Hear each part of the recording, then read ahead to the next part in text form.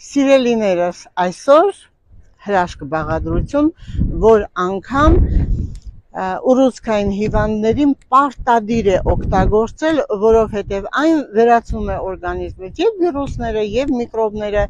եւ բորբոքային վիճակը, անգամ չի թույլ տալիս, որ ուռուցքային բջիջներ լինի ժառանգական մակարդակով, եթե ձեր մոտ կա խնդիր ժառանգականության մեջ, ապա անպայման դուք պետք է օգտագործեք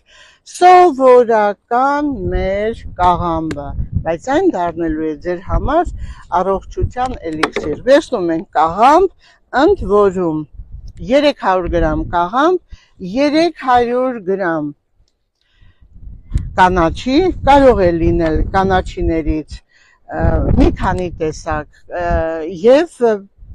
կարելի է մաղադանոց, եւ կարող եք համեմ, վերցնում եք երկուսը հավասար չափաբաժնի եւ 300 գրամ, 300 գրամ վերցնում եք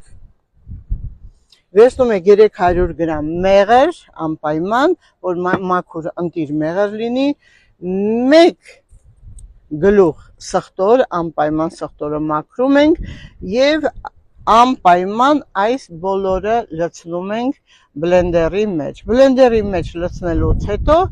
լավ խառնում ենք, դառնում ենք համասեռ մասսա եւ վրան ավելացնում ենք 1 ճաշի գթալ քրքում, 3 ճաշի գթալ խնձորի ընտիր մաքուր քացախ, սիրելիներս, ձեր պատրաստած տնական խնձորի քացախ եւ անպայման սև քունջութի